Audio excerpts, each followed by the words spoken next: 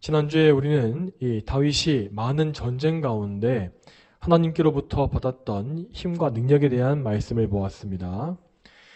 이 다윗은 그의 인생 역정 속에 정말로 많은 원수들의 공격을 받았습니다. 이 다윗이 이와 같이 수많은 원수를 만난 이유는 그가 그들에게 악하게 행동한 이유가 아닙니다. 다윗은 악인이라 할지라도 그들에 대해서 잘못한 것이 없었고 모든 사람과 더불어서 화평하기를 힘썼습니다. 자, 그럼에도 불구하고 원수들은 까닭이 없이 다윗을 미워하고 공격했는데 그 이유는 다윗이 하나님께 속한 자였기 때문입니다. 이 다윗은 왕위에 오르기 전이나 왕위에 오른 후에나 변함없이 하나님께만 순종했습니다. 그는 항상 하나님의 주권 앞에 복종했고 하나님의 뜻이 자기의 삶을 통해 이루어지길 바랐습니다. 그러나 이렇게 하나님의 뜻에 복종하는 삶은 반드시 많은 고난과 어려움으로 이어지게 되어 있죠. 이 땅의 죄인들은 하나님을 미워하고 또한 그분께 속한 백성들 역시 미워합니다. 그렇기 때문에 이 다윗은 하나님께 충성할수록 더욱더 항상 원수들의 공격 속에 살 수밖에 없었습니다. 물론 하나님은 얼마든지 그 원수들 자체를 제거해 버리실 수 있었습니다. 그렇지만 하나님은 다윗을 더욱더 거룩한 하나님의 일꾼으로 삼으시기 위하여서 그 원수들까지도 선하게 사용하신 것입니다. 다윗은 그 원수들로 인하여서 더욱 하나님께 의지하게 되었고 정말 간절한 기도로서 하나님을 찾고 또 찾았습니다. 이렇게 하나님을 찾고 구할수록 다윗의 믿음은 더욱더 굳세어졌으며 그리고 그의 세력 역시 갈수록 강성해져 갔지요. 또한 하나님은 항상 다윗의 기도에도 응답해 주셨고 시시때때로 그에게 필요한 힘과 능력을 공급해 주셨습니다. 자, 이와 같이 다윗은 하나님께서 주신 힘으로 말미암아 원수들에게 승리할 수 있었습니다.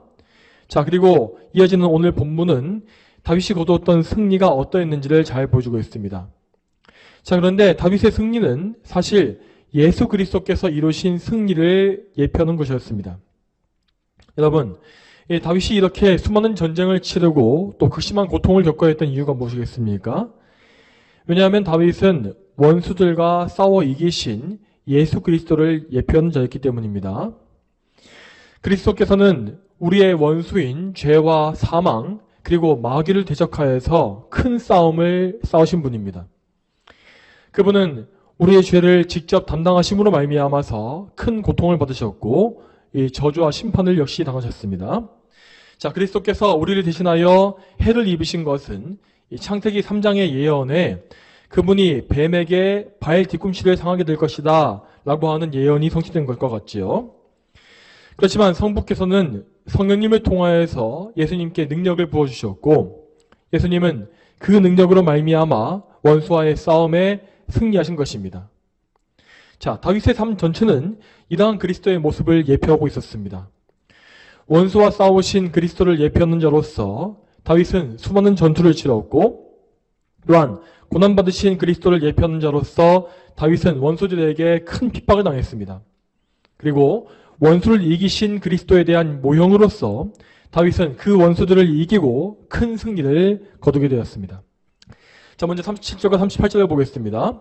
자, 37절과 38절에 내가 내 원수들을 뒤쫓아 그들을 덮치고 그들을 전멸시키기까지 돌아서지 않을 것입니다. 내가 그들을 쳐서 부수니 그들이 더 이상 일어나지 못하고 내 발 아래 없어질 것입니다 하였습니다. 자, 하나님은 참으로 공의로운 분이시기 때문에 그분의 백성을 핍박한 원수들을 반드시 기억하시고 심판하십니다.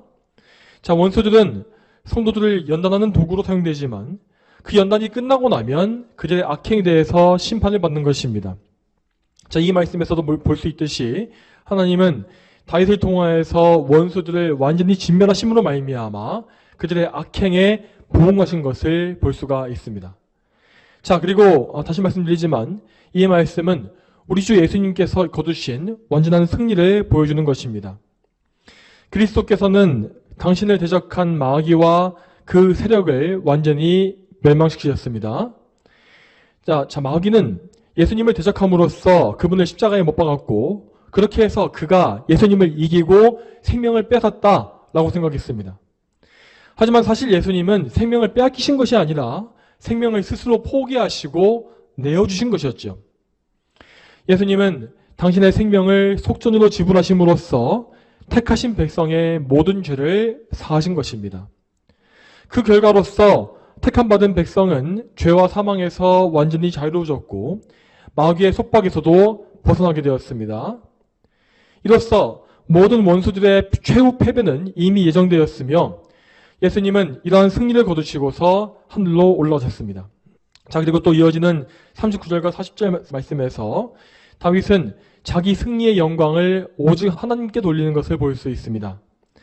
그는 결코 자기가 승리한 것을 자기의 공로로 생각하지 않았습니다. 그는 말하기를 주께서 능력을 주셨고 주께서 원수들을 굴복시키셨다라고 합니다.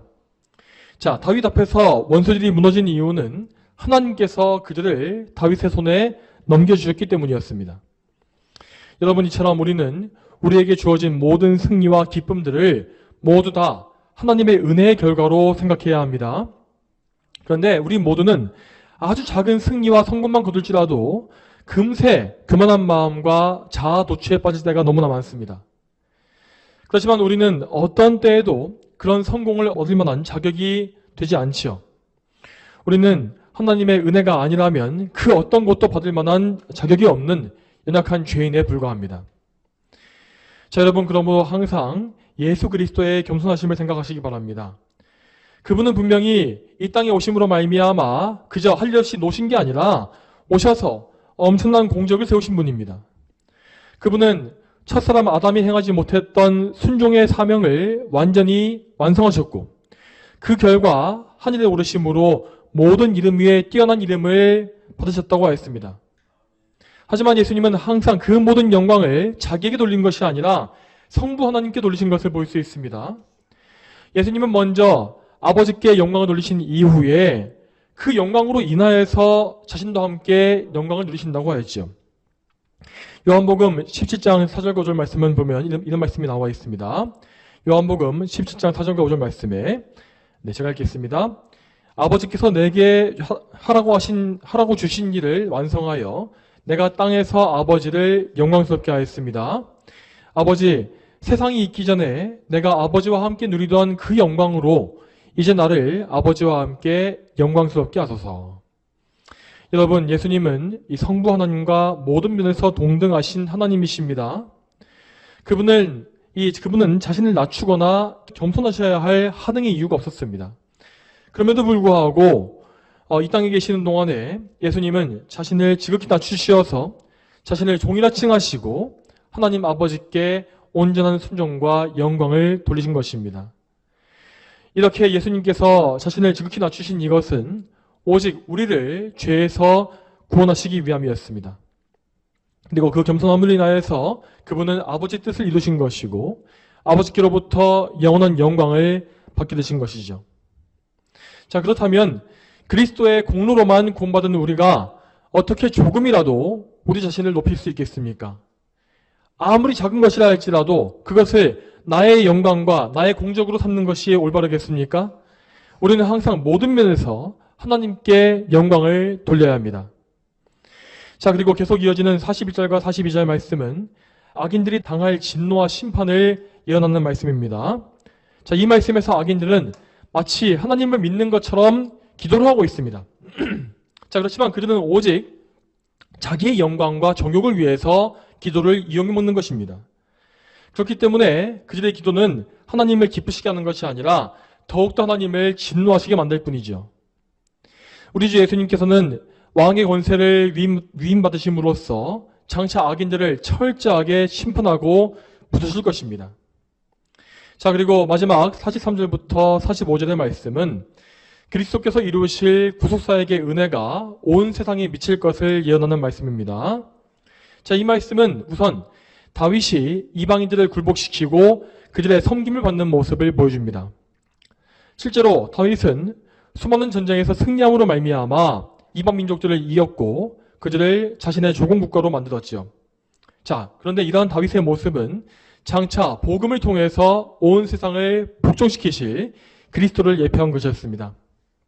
자, 다윗은 무력을 통해서 이방인들을 굴복시킨 것이지만 예수님은 은혜의 복음으로 이방인들을 복종시키시고 회개하게 만드신 것입니다.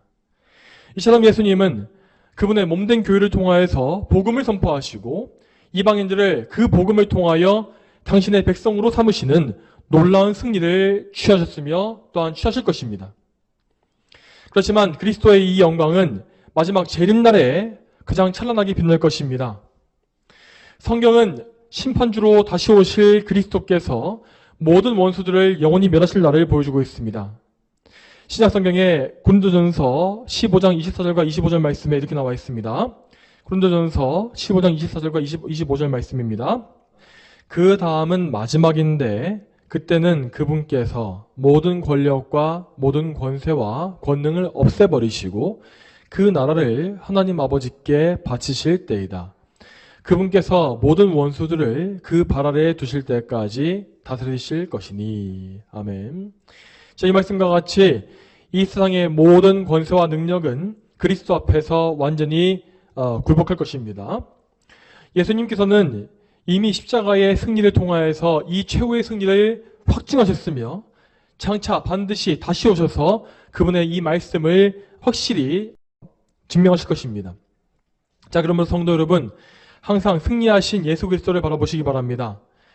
우리는 이 세상에 사는 동안에 정말 많은 영적 전쟁을 치러야만 합니다.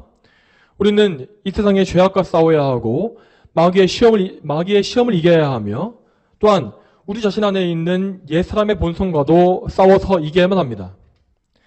불신자들에게는 이러한 싸움이 전혀 없지만 성도는 항시 영적 싸움 속에서 살 수밖에 없는 존재이기 때문입니다. 자, 우리 성도에게 있어서 영적인 싸움은 반드시 감당해야 하는 우리의 소명입니다. 우리는 절대 이 싸움에서 물러나거나 포기하지 말아야 합니다. 그렇기 때문에 우리는 이러한 본문의 말씀을 통하여서 새 힘을 얻어야 하는 것입니다. 교회의 머리이신 예수 그리스도께서는 이미 우리를 구원하시기 위한 큰 싸움에서 승리하셨습니다. 우리는 그분 안에서, 그분의 승리 안에서 이미 이긴 것이며 그 최후 승리의 완성과 그 승리를 볼 때까지 우리에게 맡겨진 이 작은 싸움들을 계속 싸워나가고 있는 것입니다. 그러므로 날마다 우리는 우리에게 힘과 능력을 주시는 예수 그리스도께 의지해야 합니다. 우리의 소명과 영적인 의무를 내팽개치고 싶을 때 낙심하지 마시고 실망하지 마시고 그리스도를 바라보십시오. 그분께서 우리를 위해 싸우신 큰 싸움을 기억하시기 바랍니다. 죄 없으신 그분께서 그토록 엄청난 고난과 고통을 싸움을 통과하셔야 했다면 죄가 많은 우리가 고난 속에 연단받는 것은 너무나 합당한 일이 아니겠습니까? 그러므로 우리는 그리스도로 말미암아 새 힘을 얻고 매일매일 새 사람으로 태어나는 것처럼 그분을 섬겨야 합니다.